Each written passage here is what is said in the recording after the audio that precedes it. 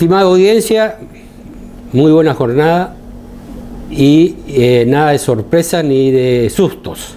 Yo estoy acá reemplazando en este y otros programas al doctor Gurnitzky, creador de este espacio y conductor habitual y permanente. Ocurre que el doctor tuvo que ausentarse, tuvo que viajar por dos motivos. Uno, para acompañar a su hermana Ana María en la ciudad de Buenos Aires, que está cumpliendo 101 años. Y después para participar de una reunión, un encuentro del SCOL, que ya más adelante explicaré de qué se trata. Digamos que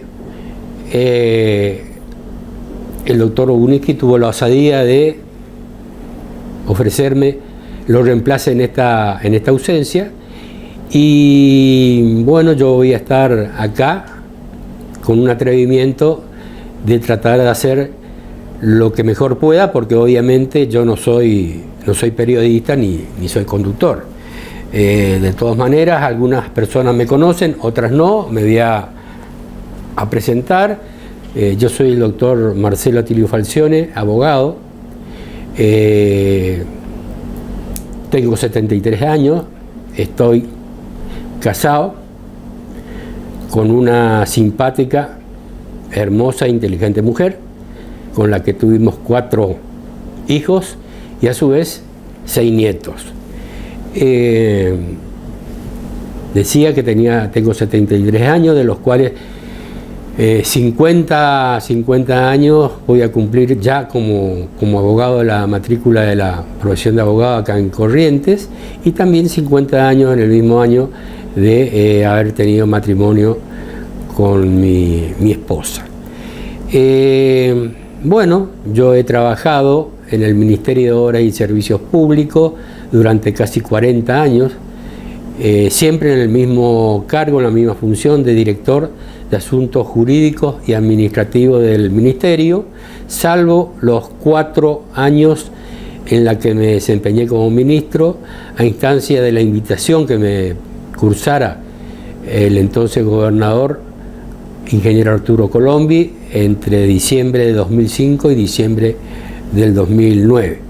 No obstante, haberme alejado del ejercicio profesional, del ejercicio de la función, siempre fui apasionado de los temas que trata el doctor Gurnitzky en este programa, motivo por el cual él me tiene con cierta asiduidad como, digamos, un integrante del equipo, una suerte de columnista, donde tratamos los temas de interés común y de interés para la comunidad, y por lo que siempre mantenemos cierta asiduidad en la relación y en el encuentro personal.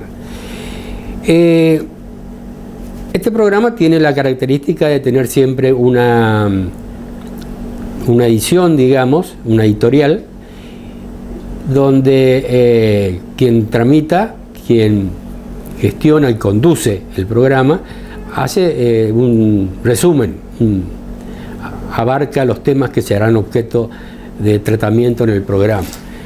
En este caso yo me voy a desviar un poquito de este estilo, porque me interesaría hacer una semblanza sobre la persona del doctor León Horacio Toto Gurnitzky. Y digo que voy a aprovechar, porque obviamente él como conductor y creador del programa no se ocuparía de su propia persona. Y yo entiendo que por eso lo puedo hacer.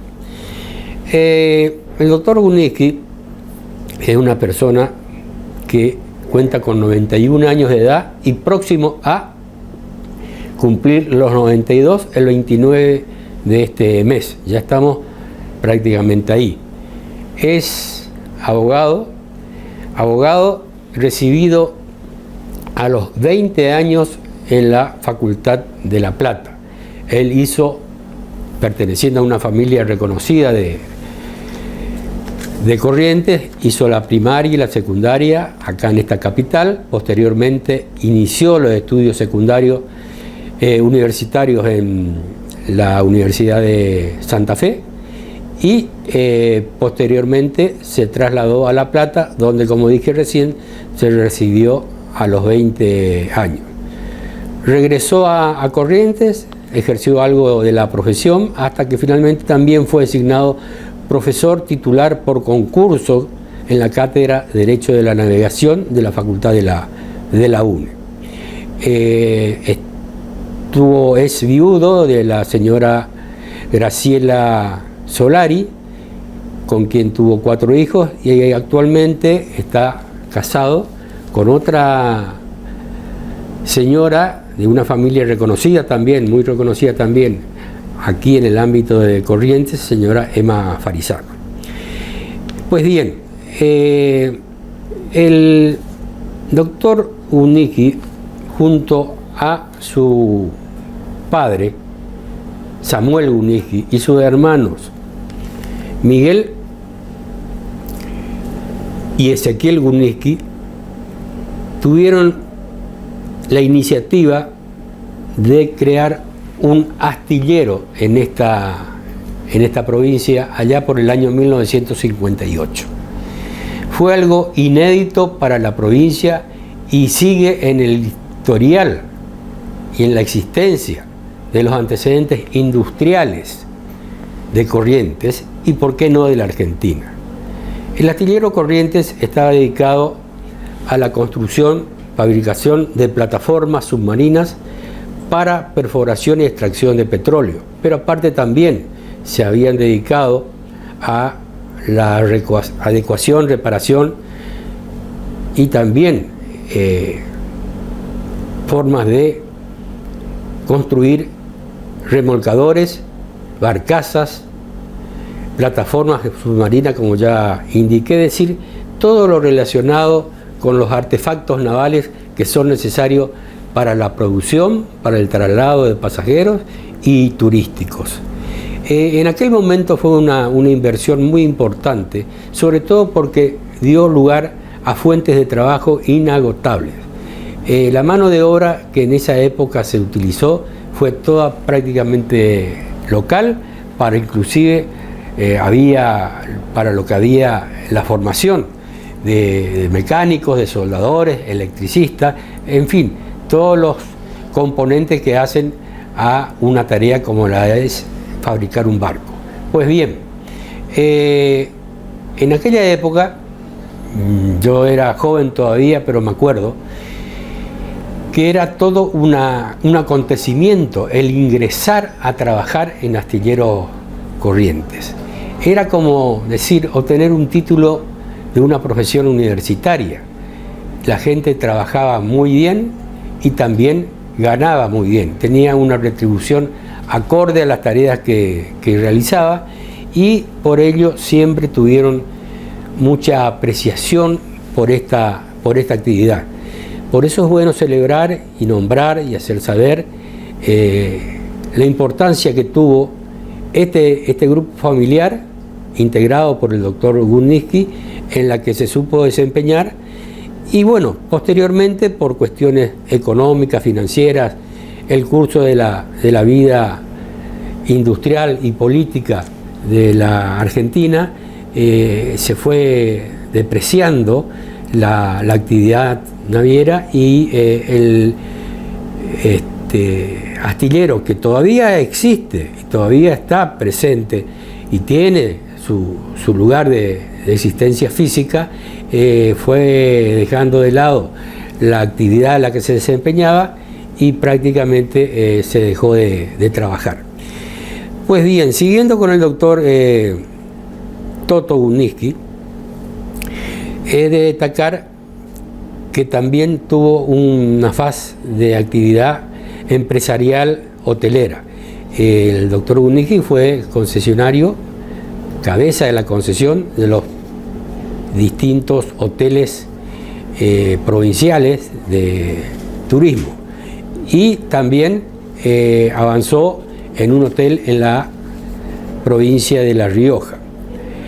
Fue político, funcionario público, militó en sus orígenes en la democracia progresista, con estrecho vínculo en aquella época y colaborador del gobernador Adolfo Navaja Artaza, y más adelante, en la época ya de los últimos años de gobierno del Pacto Autonomista Liberal y el Partido Nuevo, con Raúl Romero Férez.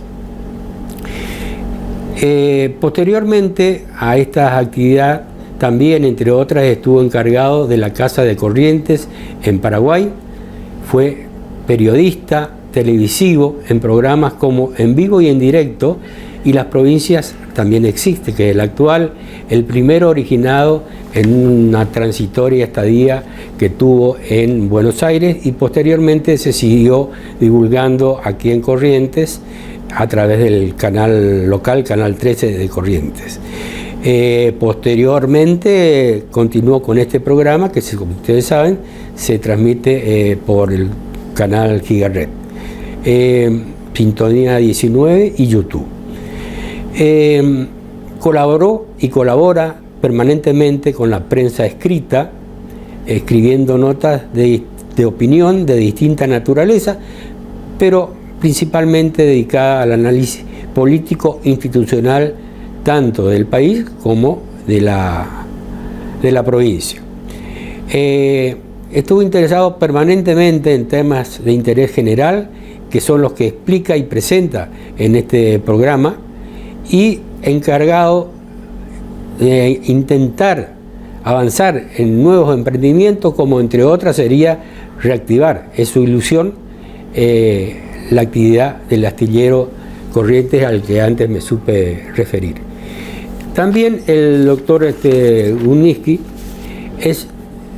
incursionó, como dije antes, en la actividad del turismo y fue miembro fundador y primer presidente de una asociación internacional que sin fines de lucro se dedica al turismo internacional.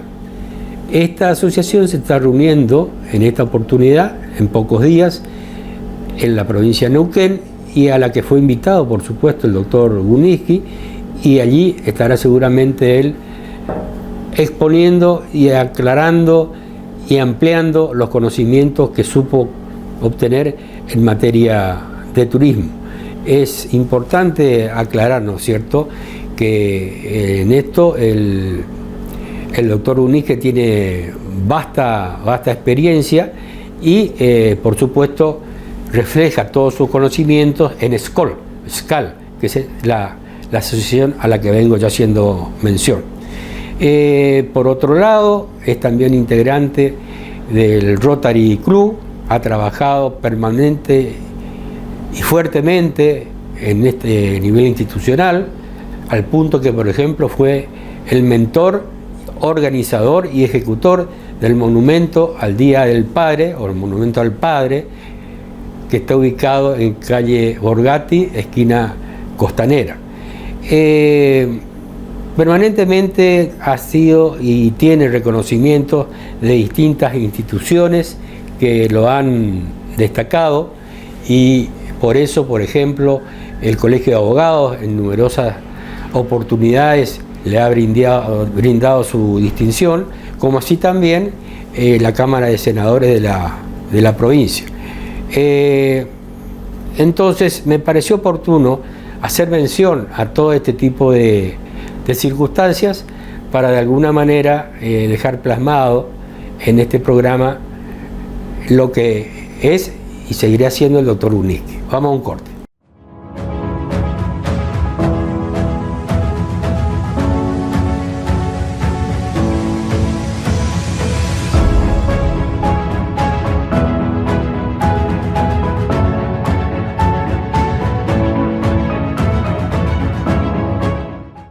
Sumate a nuestra comunidad joven. Paga tus estudios, la cuota del club, salí a comer con amigos, disfrutá del recital de tu artista favorito y mucho más con un 30% de descuento todos los días. Toda la info que necesitas sobre nuestro programa joven en www.bancodecorrientes.com.ar.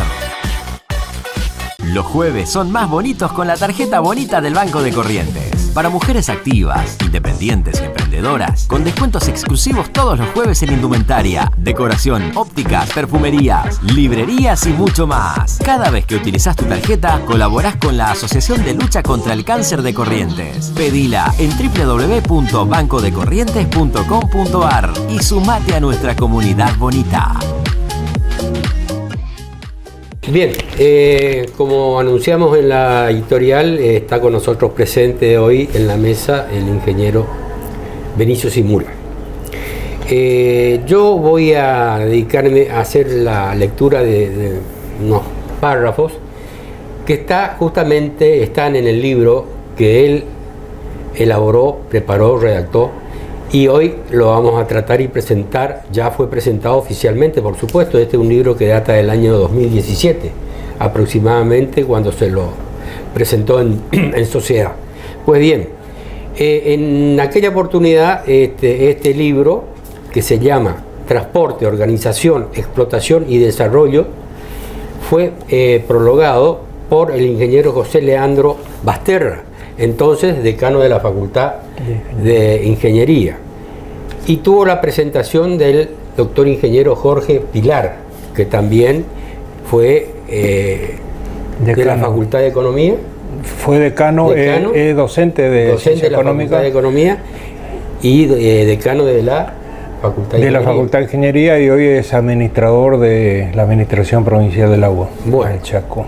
En aquella oportunidad, cuando se presentaba este libro, en el prólogo, el ingeniero Basterra decía: en este marco, el ingeniero Simula, docente de esta casa de estudio, ha llevado a cabo la presente publicación, donde en cada uno de los 10 capítulos sintetiza los aspectos relevantes vinculados a la organización, explotación y desarrollo de los sistemas de transporte.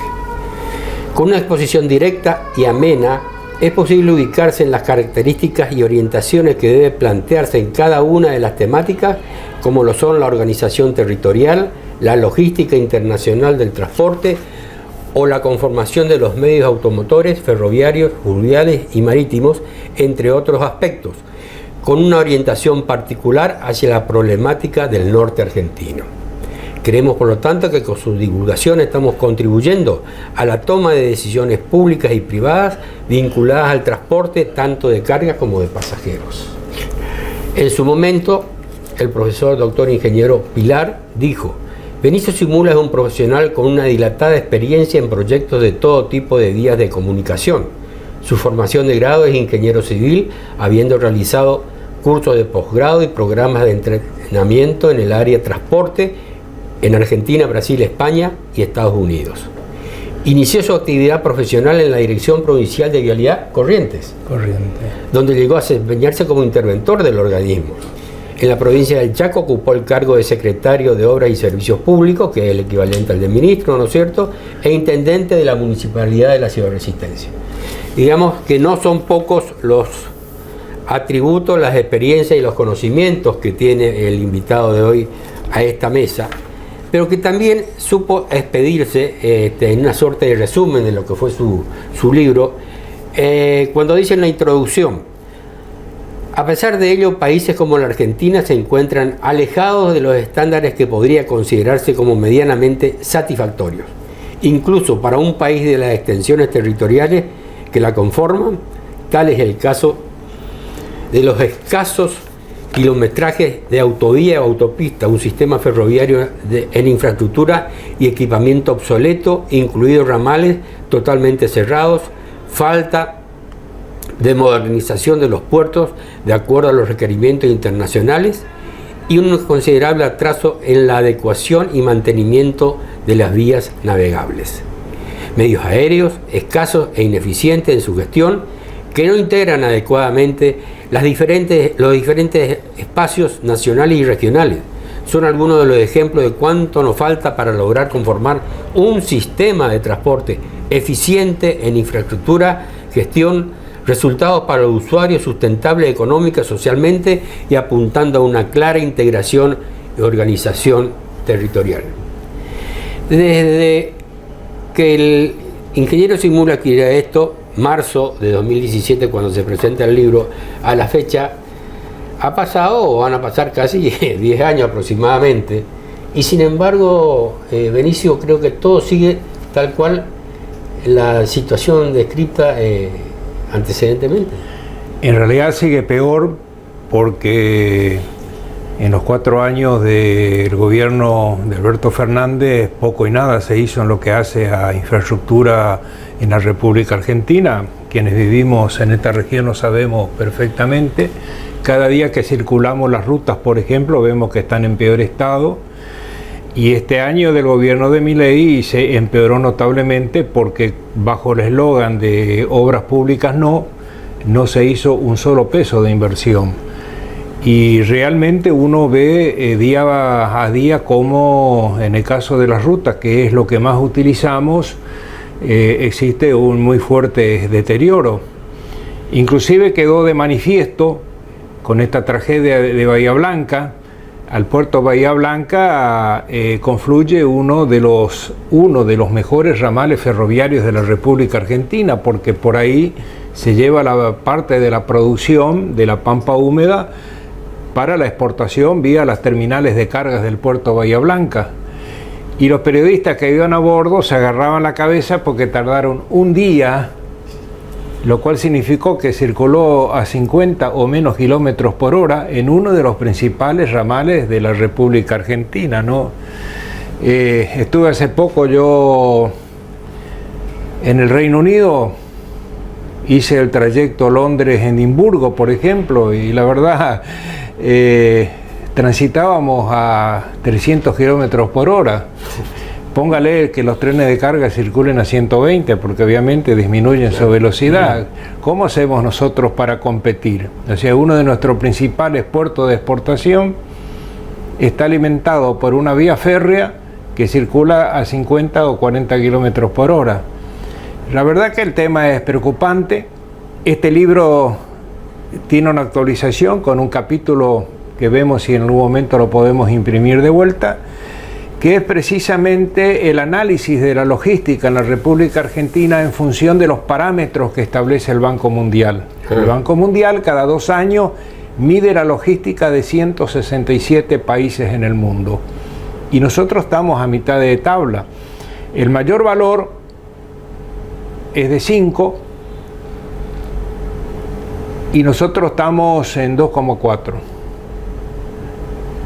Entonces, la verdad, para venir a invertir en la República Argentina, y van a venir inversiones en cosas que el mundo necesita y que hoy tiene un fuerte retorno. Por ejemplo, Vaca Muerta.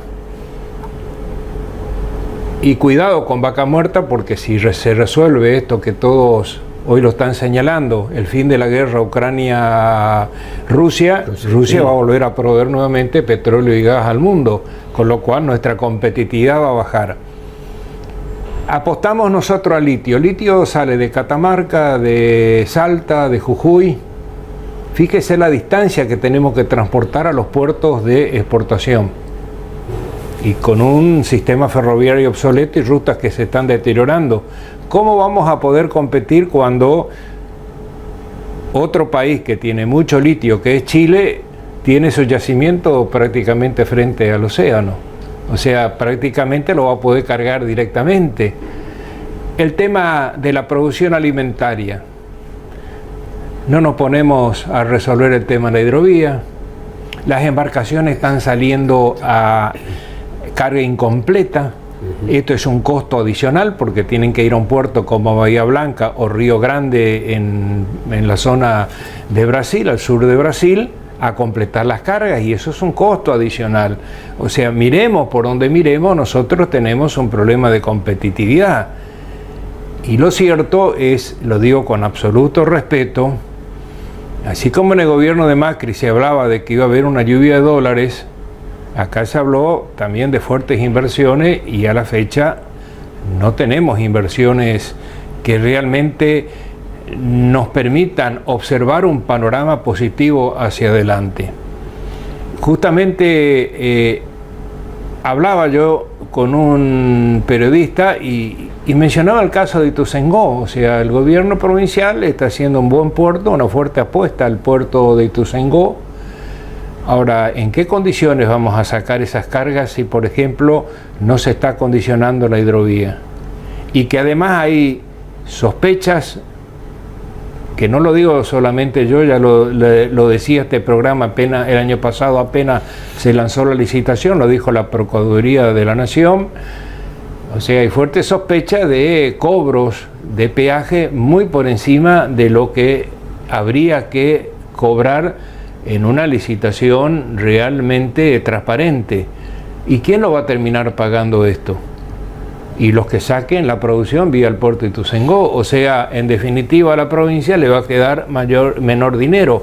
Entonces este no es un tema menor. Cuando hablamos de infraestructura tenemos que saber que debemos ser competitivos. Y el problema es que no solamente estamos a mitad de tabla, sino que si no se hacen inversiones, nosotros vamos a ir descendiendo. Y no lo digo simplemente como retórica. Los que tenemos más edad y hemos pasado el primer gobierno de Alfonsín, sabemos lo que significaban las rutas en la República Argentina. Yo me acuerdo un día, me tocó ir a Goya, y cuando llegué a Goya tuve que cambiar los amortiguadores y arreglar el tren delantero de la forma que estaba la ruta. La gente se deben acordar, era imposible de circular. Uno decía, hoy tomo un auto y dice, bueno, me voy a ir este fin de semana largo a Misiones. Era imposible, mis padres vivían en Misiones y era realmente sufrir el viaje a Misiones. O sea, en lugar de tardar 5 horas, tardamos 10 horas, sabiendo que inclusive podía por el camino pasarnos algo, porque obviamente las rutas estaban con bache, intransitable, había que circular por la banquina. Ahora, ingeniero, ¿a qué atribuimos este problema, esta situación? Este es un país que a lo largo de su historia no ha tenido una política de Estado constante en materia de transporte o logística, digamos, por ejemplo. Entonces va variando. Hay gobiernos que vienen, instalan al capital privado, después viene otro cambio, otro gobierno y lo vuelve a hacer al servicio público. El caso de los trenes, por ejemplo, ¿no es cierto? La historia de los trenes está... Ahora, por ejemplo, se termina anunciando que nuevamente se va a sacar a la empresa del Estado que estaba manejando el grano cargas y se lo va a privatizar. Se va a entregar al capital privado toda la atención, mantenimiento de la infraestructura ferroviaria. Hasta que eso se logre hacer por el Estado va a venir otro gobierno y cuando la cosa esté más o menos prolijada se la va a volver a estatizar. ¿Es así o estoy No, es así tal cual dice. Ya que está tocando el tema ferroviario, yo le había pasado el año pasado a Guniski unos videos. O sea, yo tengo parte de mi familia en Vancouver, una ciudad sobre el Pacífico, por donde sale prácticamente el 100% de la exportación de granos que produce Canadá. O sea, Canadá es un gran productor alimentario. El 100% de las cargas que llegan a las terminales portuarias, muchas de las terminales son de las mismas compañías que están acá en la zona de Rosario, el 100% de las cargas van por ferrocarril. Entonces ellos son más competitivos en el mundo porque logran bajar los costos de transporte, lograr que esas cargas lleguen en tiempo y forma a las terminales portuarias y obviamente es difícil poder competir en esas condiciones. El sistema ferroviario, es increíble lo que pasó en la Argentina. Nosotros éramos el tercer país en el mundo en extensión ferroviaria. El tercer país. Teníamos 47.000 kilómetros de vía férrea. El Chaco se desarrolló gracias al sistema ferroviario. Y si usted ve en Corrientes, muchas de las localidades también se emplazaron al costado de la vía férrea. Y sin embargo, fíjese, hoy no sé si tenemos 5 o 6.000 kilómetros más o menos en condiciones de funcionar. El Belgrano Carga yo tengo sí mucha esperanza porque a diferencia del proceso anterior esta vez no va a haber subsidio. El problema del subsidio fue que nefasto, fue lo que pasó con la tragedia del 11. O sea, como recibían subsidio, en lugar de invertir en mejorar el sistema ferroviario, se quedaban con el subsidio. ¿Para qué van a mejorar la operación del sistema de transporte ferroviario? Ahora, no haber subsidio, quienes tomen el grano carga van a tener que ser competitivos, mejorar el servicio y tampoco cobrar cualquier tarifa, porque si las tarifas están por encima del transporte automotor, van a seguir sacando las cargas por el transporte automotor. Entonces yo ahí sí tengo esperanzas de que en ese sector, para toda esa región del norte argentino, va a ser positivo. Muy interesante. Ahora bien, siguiendo hablando de infraestructura, y recién tocaste el tema del puerto de Ituzaingó, pero por otro lado, el gobernador anunció la adquisición de un predio importante acá en cercanías de la capital, El Sombrero, en El Sombrero, sí, para tramitar la construcción de un nuevo puerto en esa zona. El tema es que los tiempos nos cierran, nos agarra el año 2025 a Corrientes y creo que a Resistencia también, sin puertos. Entonces, si vamos a tener que esperar lo que tardó el puerto de Ituzaingó, lo que está tardando, no nos olvidemos que esto empezó ya en la época del gobierno de Ricardo Colombi, sí, sí, y ya llevamos a la fecha 16 años aproximadamente, sí, y no tenemos un puerto que a su vez está condicionado al problema de que se solucione la inclusión del río Paraná entre Confluencia y Ituzaingó dentro del sistema de la hidrovía. Que ese no es el más grave, porque yo creo que más tarde o más temprano se va a resolver. Para mí el principal problema de todos es que el 95% de la flota que navega el río Paraná está bajo bandera paraguaya. Entonces, lograr... Por el régimen laboral y impositivo. El régimen laboral e impositivo. Si nosotros no aseguramos esa cuestión, vamos a tener inconveniente. Sí creo que está un decreto que están por emitir, y eso sí es bueno, que nosotros nunca lo cumplimos. Cuando se crea la Comisión Intergubernamental de la Hidrovía Paraná-Paraná, uno de los aspectos era que las embarcaciones podían operar libremente en cualquier puerto de la hidrovía. Nosotros le pusimos condicionantes a las embarcaciones paraguayas. Esto creo que se va a liberar y eso sí va a ser una buena noticia. Va a ser una buena noticia porque quiere decir que las embarcaciones paraguayas, fundamentalmente los trenes barcaza, van a poder operar libremente en cualquiera de los puertos argentinos. Hacemos un paréntesis y nos vamos a otro tema sin perjuicio de volver, ¿no es cierto?, después sobre todas estas cuestiones.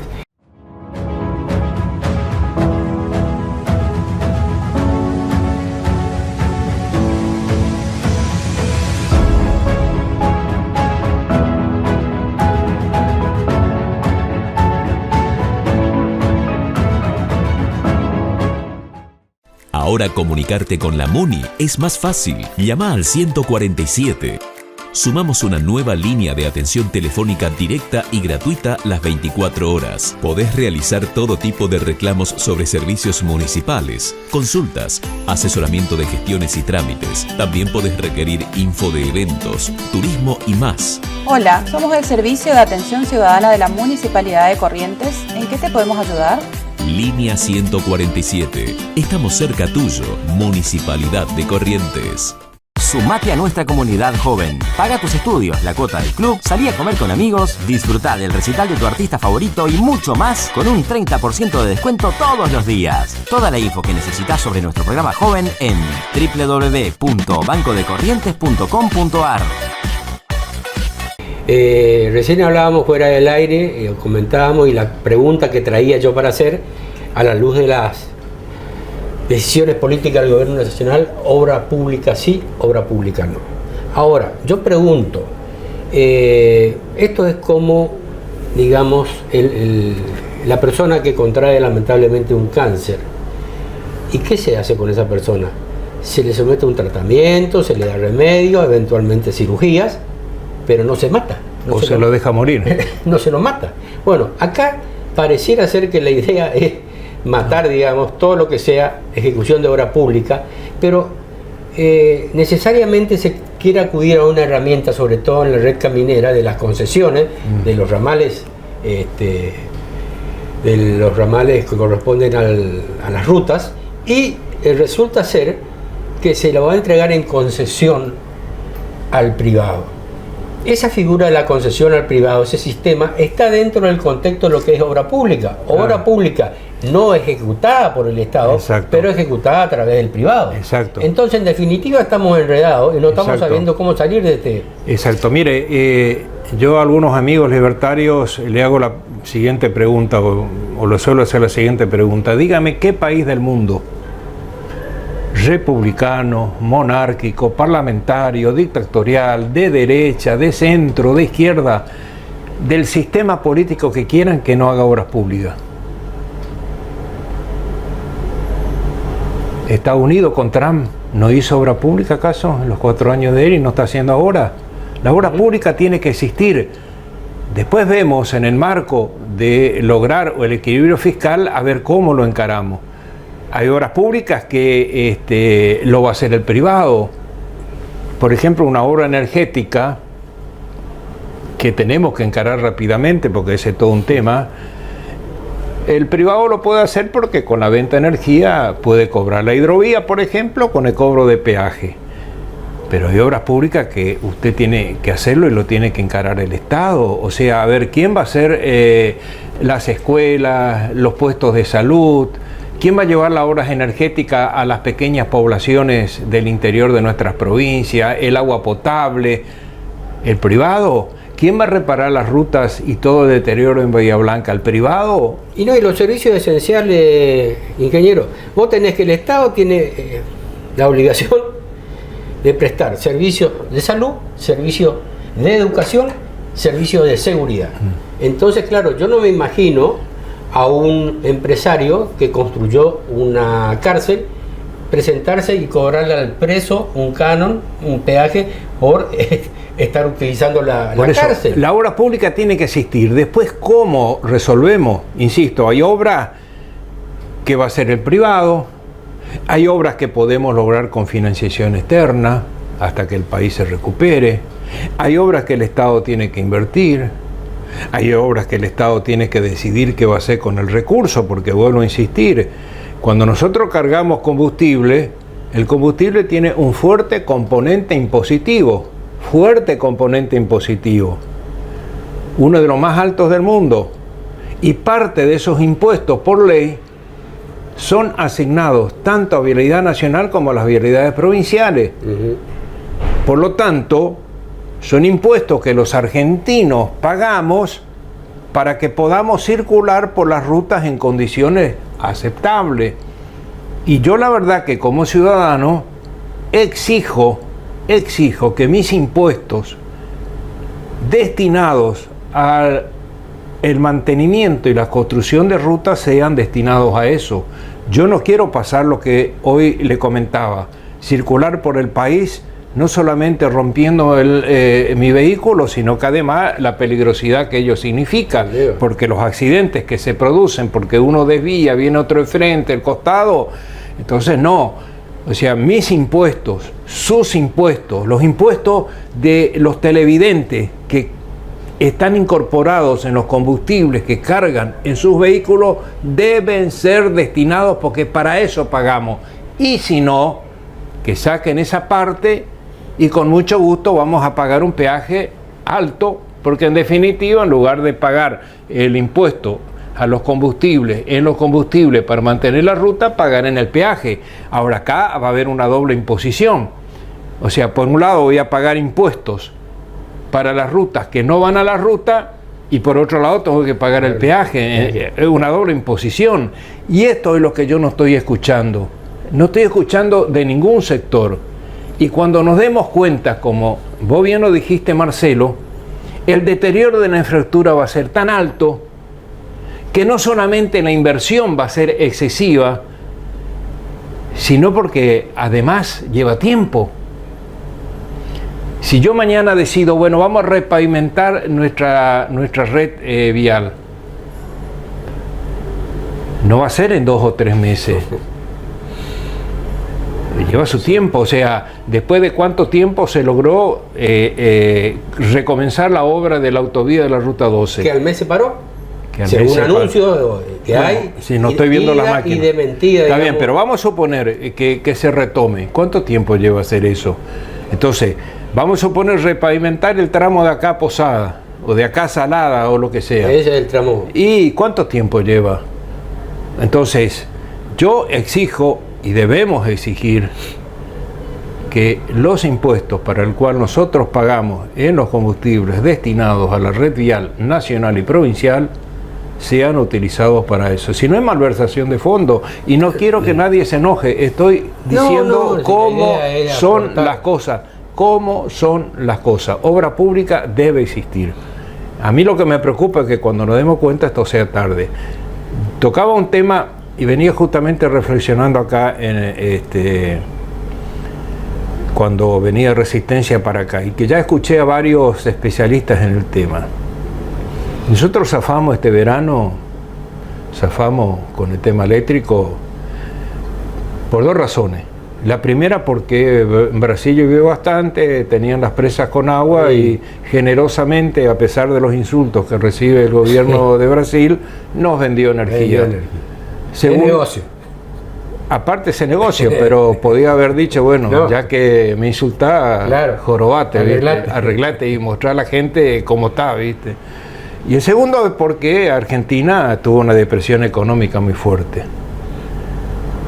Si Argentina crece al 5 o 5 y pico %, como muchos analistas lo manifiestan, vamos a tener serios problemas nosotros, porque esto 5% implica también un incremento en el consumo de energía. Y no solamente no estamos haciendo obras nuevas, las obras son viejas. ¿Y hay que? Usted ve lo que está pasando en Cuba. Cuba se está quedando sin energía eléctrica porque son plantas de 40 años. Acá tenemos plantas, acá Atucha está cerrada porque hay que mantenerlo.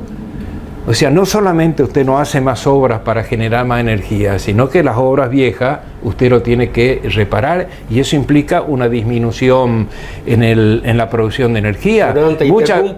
Termino. Muchas veces Yacyretá tuvieron que no producir menos energía porque tenían que cambiar las turbinas, reparar las turbinas. Claro. ¿Por qué? Porque ya son viejas. O sea, Yacyretá ya es vieja ya. A esta altura sí. A esta altura ya es vieja. Y bueno, te quería agregar, en unos próximos, yo estoy cumpliendo esta suplencia por 5 o 6 programas, y está previsto traerlo. En este momento es director de industria de la provincia, ¿no es cierto? Alejandro Minigosi. Con Alejandro Minigosi yo tomé contacto allá, en la época que yo era asesor del Ministerio de Obra Pública, integrando comisiones, que una de ellas se ocupaba de activar, reactivar, impulsar Garaví. Y mi idea es preguntarle a él, porque yo personalmente, últimamente no he tenido noticias, aparte de haberse hecho el cambio del proyecto de un salto en 2 saltos, el de Panambí y el de Garaví, uno en Misiones, otro en Corrientes, y avanzarse en los estudios ambientales, porque ese era el gran problema que tenía. Pero claro, van pasando los tiempos y se presenta el caso que generalmente los gobiernos nacionales son de políticas contradictorias.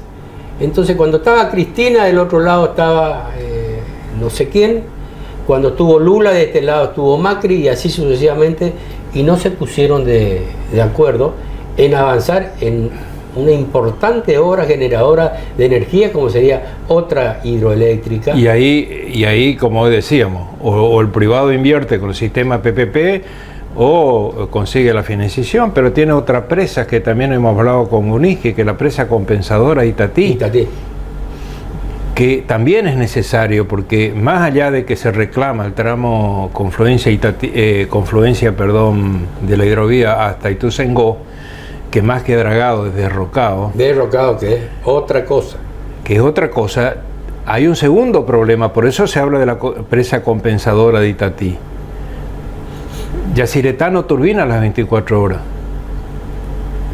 Turbina cuando tiene demanda, y fundamentalmente de noche. Por lo tanto, cuando turbina, el río tiene caudal.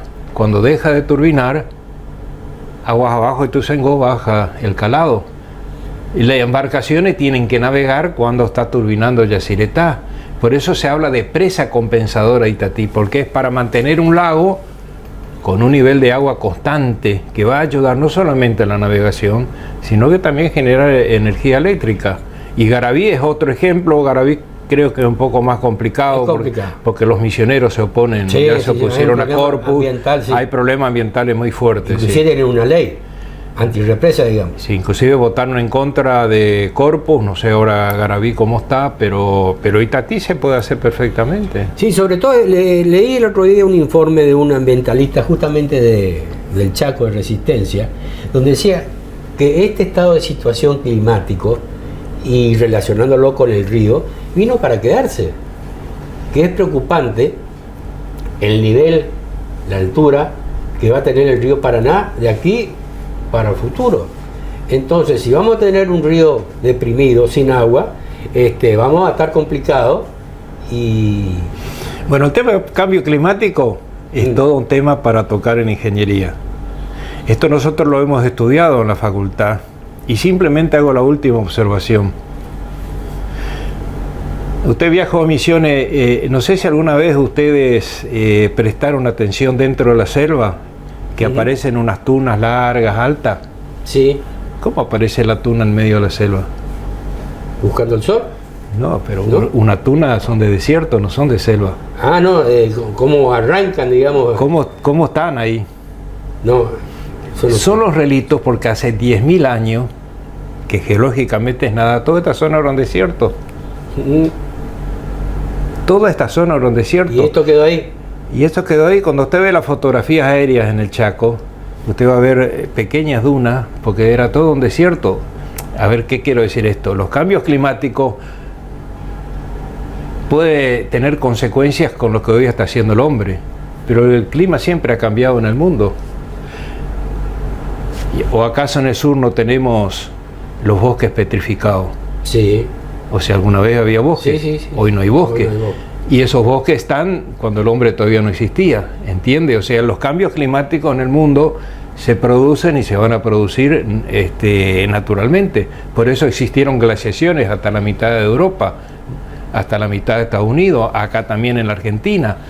Y después están los periodos más cálidos. O sea, lo que yo digo es cómo encaramos desde el punto de vista de la ingeniería, porque es cierto lo que dice, o sea, el Paraná no va a ser igual de lo que era antes, pero no solamente por cambios del hombre, sino por cambios naturales. Es todo un tema para encarar, realmente muy interesante, para ver cómo nosotros encaramos estos desafíos hacia el futuro, que no son pocos, ¿no? Fíjese, el Chaco está perdiendo toda su producción, es la única provincia que no está lloviendo. O sea, yo me siento a veces en el patio y veo nube acá, nube allá, nube al lado. En el Chaco no hay, digo. Y está preocupado el gobierno porque prácticamente se está perdiendo 100% de la producción. Por eso digo, el cambio climático es un tema que merece que lo analicemos desde el punto de vista de las obras de ingeniería y del punto de vista de la producción, obviamente. Exactamente, es así. Bueno, volviendo un poquito al otro tema que es preocupante para nosotros, digamos, ¿no? Motivo de desvelo, la hidrovía. Advertí que la región litoral, recientemente conformada por los gobernadores de Santa Fe, Entre Ríos, Corrientes, Chaco, Misiones, Formosa, región litoral, de la que el gobernador correntino es presidente pro tempore, y tiene prevista una reunión los días 21 y 22 o 23 de abril en Resistencia justamente. Bueno, hoy se están reuniendo en Santa Fe los representantes de los puertos, el Consejo Federal Portuario Argentino, se están reuniendo por este tema en Santa Fe. El representante del puerto Barranquera, de Corrientes, de todos los sectores. Bueno, esa es otra historia también, ¿no es cierto? Que yo también, y lo leí acá en este libro, el concepto del puerto encerrado, refiriéndome al puerto de Corrientes, donde, bueno, tenemos que mirar para el costado, o la municipalidad se hace la distraída, pero la circulación de los camiones que llevan contenedores va a terminar destruyendo. Obvio. Salvo que se refuercen las avenidas de circulación. La avenida, pero pero el problema es que además no tiene espacio para crecer. Es un excelente puerto porque la verdad que las embarcaciones atracan directamente. Naturalmente, como puerto, sí, eso siempre lo fue. Lo que pasa es que fue creciendo, el urbanismo fue dejándose de lado y llegó un momento en que el puerto no funcionaba. Sí. Pero ahora que existe la alternativa de funcionar, habría que equiparlo, Por eso se está manejando, digo yo, la alternativa de un puerto, un segundo puerto cerca de Capital, El Sombrero. Pero si va a llevar 16, 20 años, no podemos conseguir un segundo puente que ya tiene 30 años entre Chaco y Corrientes, digamos, pensar en puerto. Chaco, ¿qué alternativa de puerto tiene Chaco? El Chaco, la alternativa del puerto es, que eso está estudiado, estaría un nuevo puerto en la cabecera, el segundo puente. Por ahí pasa el canal principal. Y el puerto donde está es insostenible, el costo de dragado, quedan dos alternativas: o cobra un peaje para ingresar, con lo cual las embarcaciones no van a ingresar, o va a tener que subsidiar el Estado, y me parece que es injusto que, necesitando escuelas, salud pública, recursos para muchas cosas, subsidiemos nosotros este tema. En realidad, gran parte de la carga que hoy se moviliza por el puerto de Corrientes viene del Chaco. Sí, son carbón, madera, entre otros. Esta alternativa del puerto chaqueño en cabecera del segundo puente está en consonancia con lo que creo oportunamente participaste y mucho en el primer proyecto del segundo puente, donde la idea era, sobre la base justamente de lo que escribiste en el libro, de un complejo multimodal de carga. Sí. Porque así arranca esta idea ya en la vieja firma de un tratado parcial biprovincial, de 3 o 4 puntos de interés para ambas provincias, y en la que aparecía la conformación de un complejo multimodal de carga con un centro de transferencia en un lado del río, un puerto de última generación del lado chaqueño en este caso, y el puente con la componente, eventualmente componente ferroviaria. Pero bueno, ahora vamos a tener eventualmente un puerto del lado de la cabecera del puente, del lado chaqueño. Y que a la larga, es que si no se justifica el puerto. ¿Por qué? Porque en realidad una de las principales eventuales demandas es la producción de granos, la producción agrícola del interior de la provincia, para cual obviamente hay que reparar el ramal ferroviario que está circulando, pero con mucho inconveniente, a Villa Terá y Barranquera.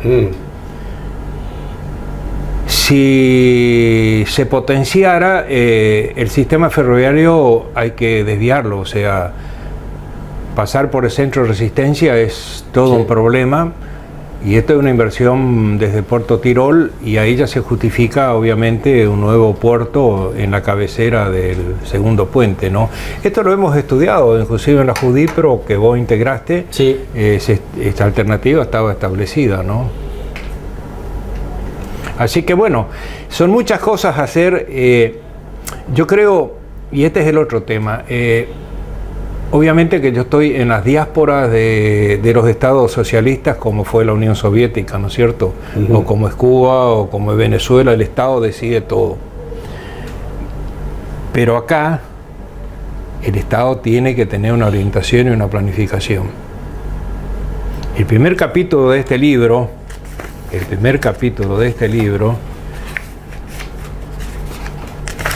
el título es Interrelación del transporte, la organización territorial. La organización territorial es que todos los actores de una región establezcamos qué es lo que hay que hacer y cómo debiera hacerse. Y no es el Estado dirigista de la Unión Soviética, claro esto. La tercera potencia, ¿de dónde surge la teoría de la organización territorial? Uno dirá, si a los libertarios me dirían, sí, los países socialistas, bla, bla, bla. No. La teoría de la organización territorial, la principal bibliografía, es de Alemania, tercer potencia mundial, porque ellos tratan de equilibrar su territorio, no lo dejan al azar, porque si lo dejan al azar, ¿cómo vamos a crecer el norte argentino? Obviamente el inversor le conviene invertir en el área central de la República Argentina, ¿sí o no? Y nosotros vamos a seguir entonces condenados al Producto Bruto que tenemos nosotros en este momento. Entonces fíjese, la tercer potencia mundial es la que tiene la mayor parte de bibliografía y la que más aplica la organización territorial. No estoy hablando de un país socialista. O sea, uno tendría que decir qué es lo que deberíamos hacer.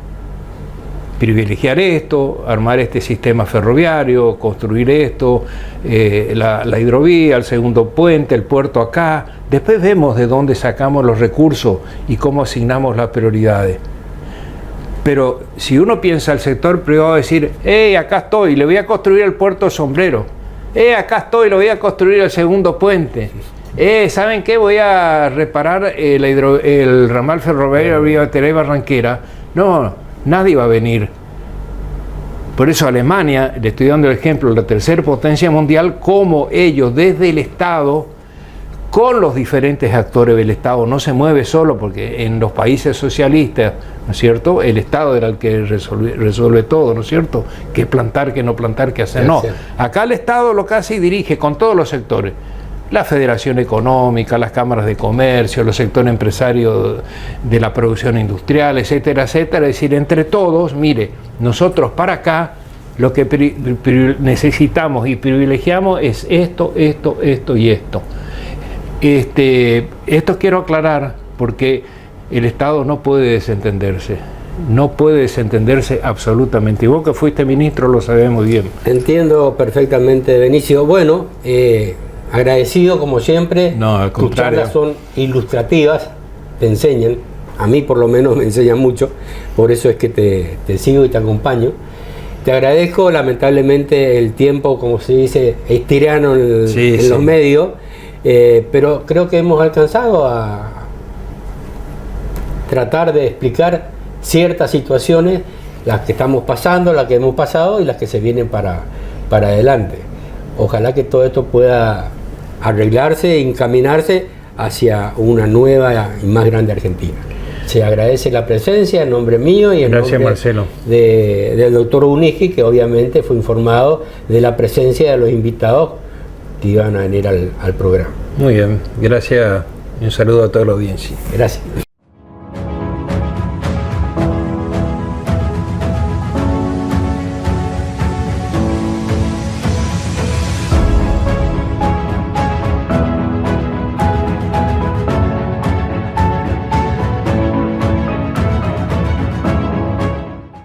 Sumate a nuestra comunidad joven. Paga tus estudios, la cuota del club, salí a comer con amigos, disfrutá del recital de tu artista favorito y mucho más con un 30% de descuento todos los días. Toda la info que necesitas sobre nuestro programa joven en www.bancodecorrientes.com.ar.